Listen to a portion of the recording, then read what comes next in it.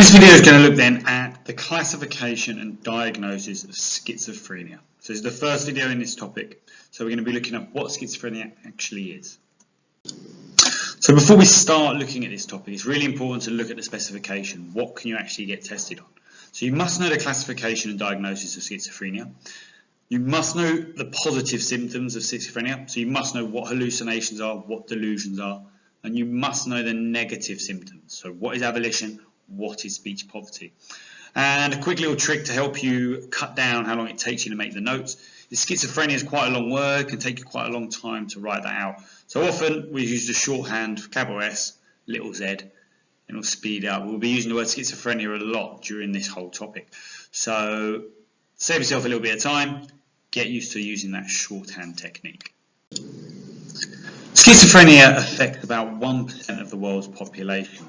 And it's mainly referred to as something that interferes with everyday tasks, but severely interferes with these tasks and really interrupts someone's ability to live their day-to-day life. And there's common misconceptions about what schizophrenia is, and it is not just a split personality disorder. It's not just someone who has multiple personalities. That isn't enough to characterize someone as being schizophrenic. And what's really important to understand when you're answering questions on this topic is that you're going to get questions on the diagnosis and or classification of schizophrenia. And it's really important to understand that these two terms are basically used interchangeably. You won't get one question just on the diagnosis, you won't just get a separate question on the classification. The two terms basically mean the same thing. So when we're classifying schizophrenia, it's really important to understand that it doesn't have one single characteristic. You can't look at an individual and say, right, they've got this, so they are schizophrenic. It doesn't work like that. Schizophrenia is more like a cluster of different symptoms that someone has. And it's classified as a type of psychosis, so a severe mental disorder. And in the most basic terms, it's where someone's contact with reality is impaired. Around the world, we use two main systems to classify schizophrenia. We've got one used in Europe, one used in America. In Europe, we use something called the ICD-10. So this is the 10th version of this system. Whereas in America, they use the DSM-5. And it will be really important to remember these two types of systems because we're going to be going through them in the next video. So like we said on the specification, there's two main types of symptoms you need to know about. Positive symptoms and the negative symptoms of schizophrenia. Positive symptoms are atypical symptoms that someone experiences in addition to their normal experiences. So this includes hallucinations and delusions. If you think about a normal individual, we don't have hallucinations, we don't have delusions. So this is something they have in addition to normal experiences. There's something you experience in addition to normal life. And remember that word atypical means not normal or not typical. So they're not normal symptoms experienced in addition to normal experiences. Negative symptoms, on the other hand, are atypical symptoms that represent a loss of a usual experience. So something that schizophrenic patients, schizophrenic individuals have or don't have compared to normal people. So things like speech poverty. So the quality of their speech or the amount of speech that they will generally get through in a day will be a lot less than a normal individual. Avolition refers to a lack of motivation. So they're things that you have less than the normal population. But it's really important you can define positive and negative symptoms. So the first positive symptom we're going to look at are hallucinations. You would have all heard the word hallucination. You'll probably have a good idea of what one is. But you need to learn how to put that into an answer now.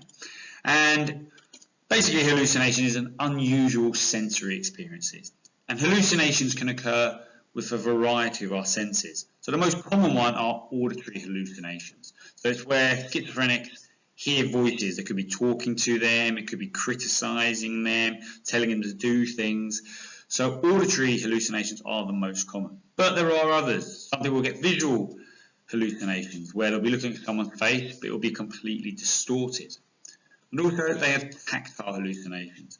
Quite a common one might be the feeling of bugs under your skin. Okay, so hallucinations are these unusual sensory experiences that schizophrenic individuals will experience.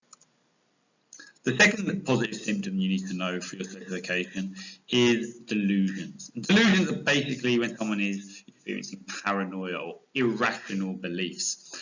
And a very common one is being an important political or historical figure. So people think they're Jesus, Napoleon, Hitler. They'll think they're an important character or individual from the past. Another very common one is that they're being persecuted. They've got the irrational belief that the government is tracking them.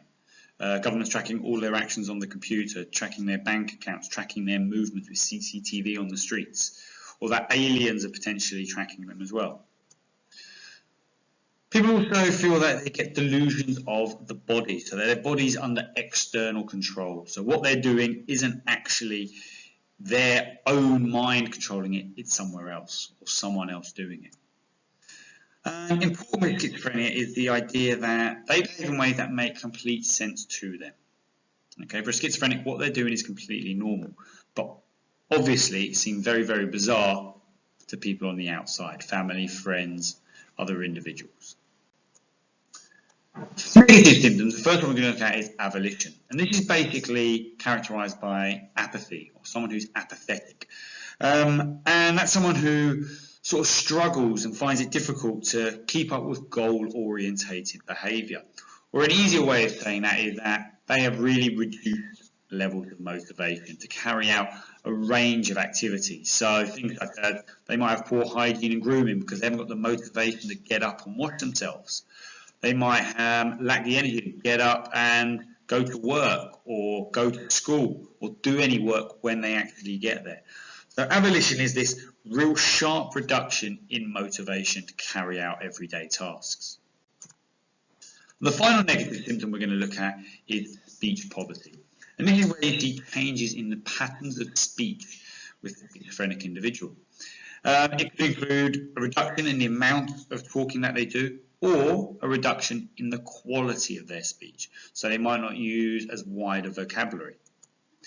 And also you get to see a delay in the verbal responses. So if they're asked a question, it will usually take a schizophrenic person an awful lot longer to reply than a normal individual.